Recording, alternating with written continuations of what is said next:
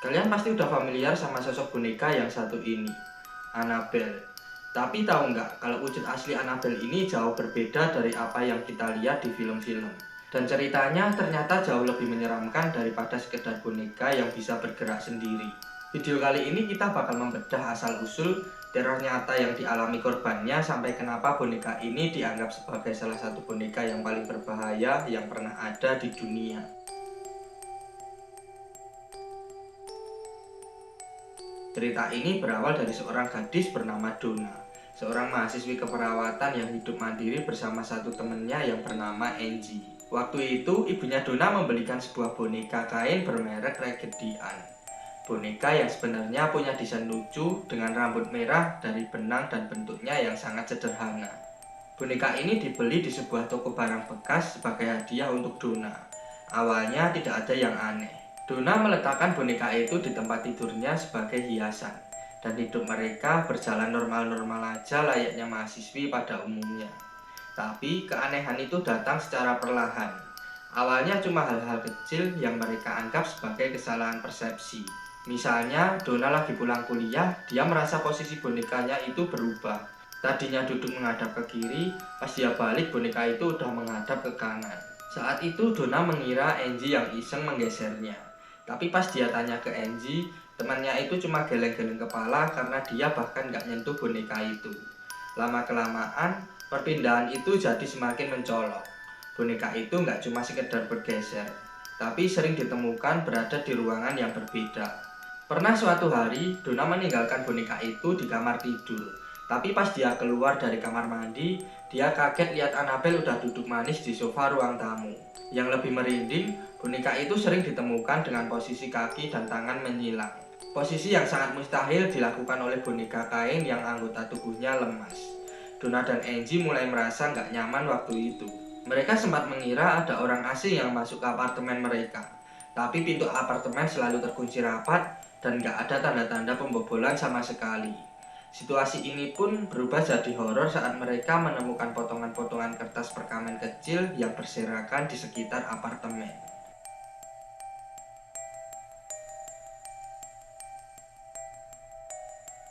Di atas kertas itu tertulis pesan-pesan aneh dengan tulisan tangan anak kecil yang berantakan, yang berisi "Tolong kami" atau "Tolong Law".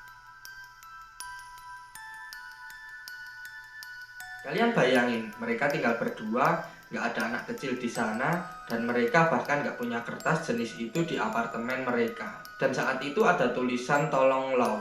Siapa itu Law? Law adalah teman mereka yang sering main ke sana. Law sendiri sebenarnya dari awal udah punya firasat buruk soal boneka itu. Dia sering bilang ke Donna dan menyuruh buat buang boneka itu. Tapi karena mereka menganggap itu cuma sugesti, mereka tetap membiarkannya. Singkat cerita, suatu malam Law ini lagi nginep di sana. Dia terbangun dari tidurnya karena merasa ada sesuatu yang gak beres. Dia merasa tubuhnya kaku seperti ketindihan. Dan dalam kondisi setengah sadar dan gak bisa gerak, dia melihat Annabelle ini berada di posisi ujung kakinya. Boneka itu perlahan merayap naik, merangkak di atas tubuh Law sampai akhirnya berhenti tepat di dadanya. Law merasa ada tangan dingin yang mencekik lehernya sekuat tenaga. Setelah serangan itu berhenti, Law langsung bangun dan sadar kalau itu bukan mimpi. Dia merasa dadanya terasa sakit. Dan pas dia buka bajunya, kalian tahu apa yang ditemukan? Ada bekas cakaran fisik merah yang terasa perih di kulit. Dan sejak saat itu, mereka nggak bisa lagi mengabaikan keanehan ini. Karena merasa udah nggak sanggup buat menanganinya, mereka akhirnya memanggil medium atau perantara gaib, juga bisa disebut paranormal. Singkat cerita, hasil dari pertemuan dengan medium itu sangat mengerikan. Katanya boneka itu dirasuki oleh arwah seorang gadis kecil bernama Annabelle Higgins yang dulu tewas di properti tersebut.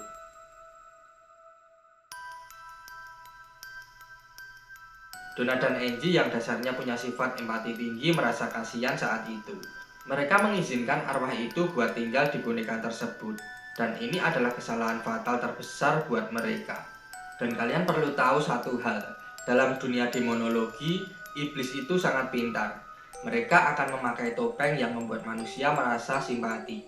Mereka berpura-pura menjadi arwah anak kecil yang kesepian. supaya manusia membuka pintu untuk mereka masuk ke kehidupan nyata. Setelah mereka mengizinkan Annabelle ini tinggal di boneka ini, teror malah jadi semakin brutal. Boneka itu mulai menunjukkan wujud aslinya. Suatu kali, mereka menemukan boneka itu di tempat yang berbeda, dan di bagian dada serta tangannya terdapat bercak cairan merah yang terlihat persis seperti darah. Bukan cuma itu, mereka sering mendengar suara langkah kaki di tengah malam, dan terkadang mereka merasa ada yang sedang menatap mereka dari sudut ruangan. Donna dan Angie akhirnya sadar bahwa mereka bukan sedang berurusan dengan arwah anak kecil, melainkan sesuatu yang jauh lebih mengerikan. Di titik inilah mereka menghubungi Ed dan Lorraine Warren, pasangan demonolog atau paranormal yang paling terkenal di dunia. Ed dan Lorraine ini langsung datang ke apartemen tersebut. Setelah melakukan penyelidikan mendalam, Lorraine Warren memberikan pernyataan yang bikin bulu kuduk berdiri.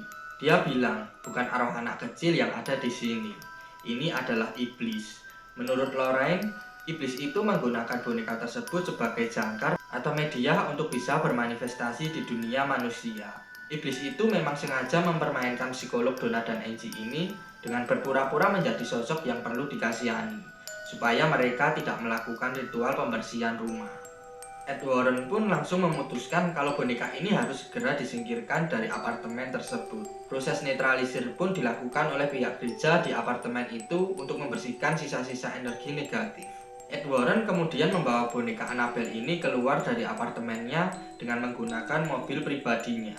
Dan kalian tahu apa yang terjadi di perjalanan pulang?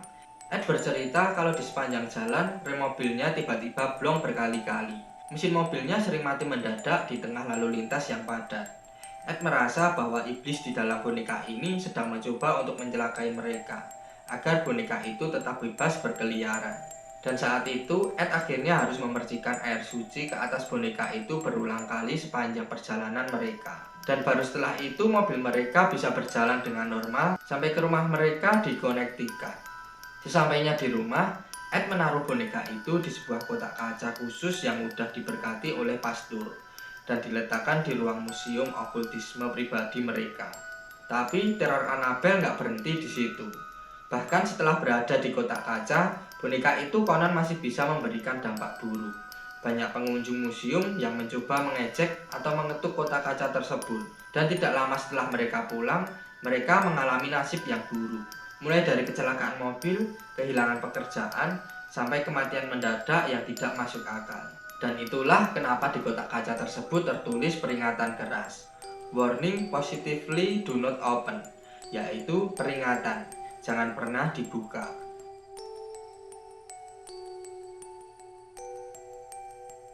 Sekarang, mari kita bedah secara lebih dalam. Kenapa boneka bisa menjadi sangat berbahaya? Apakah ini cuma masalah sugesti? Banyak orang berpendapat kalau kasus Annabelle ini hanyalah hasil dari kepanikan kolektif atau mishisteria. Mereka berargumen bahwa Donna dan Angie ini mungkin mengalami sleep paralysis yang intens, sebuah kondisi medis di mana otak kita bangun sebelum tubuh kita siap untuk bergerak, yang seringkali diikuti dengan halusinasi visual yang mengerikan, seperti merasa dicekik atau melihat sosok yang memperhatikan kita. Tapi kalau kita melihat dari sisi parapsikologi, para peneliti berpendapat bahwa objek mati bisa menyimpan rekaman emosi manusia. Dalam kasus Annabelle, mungkin ada energi negatif yang kuat yang melekat pada objek tersebut sejak awal. Apalagi jika kita berbicara soal Ed dan Lorraine Warren, yang reputasinya di dunia paranormal sangat kuat. Mereka bersumpah bahwa apa yang mereka hadapi bukanlah sekedar boneka kain, melainkan entitas yang benar-benar cerdas dan penuh kebencian. Dan kisah boneka Annabelle ini kemudian dipopulerkan oleh film The Conjuring dan Annabelle. Meskipun film-film itu udah melakukan banyak sekali dramatisasi seperti mengubah boneka kain yang lucu menjadi boneka porselen yang menyeramkan, esensi dari ceritanya tetap sama, tentang bahaya membuka diri terhadap hal-hal yang tidak kita mengerti. Dan sekarang, boneka Annabelle ini masih ada di sana, di balik kaca tebal di Museum Warren di Connecticut. Banyak orang sebenarnya ada yang masih meragukan keaslian ceritanya. Banyak pula yang yakin kalau boneka itu menyimpan kegelapan yang abadi. Apapun kebenarannya, kisah Annabelle telah menjadi bagian dari sejarah horor di dunia yang akan terus diceritakan dari generasi ke generasi. Dan itulah pembahasan kita mengenai misteri boneka Annabelle. Gimana menurut pendapat kalian pada boneka ini? Coba tulis pendapat kalian di kolom komentar. Dan sampai jumpa di video kita selanjutnya.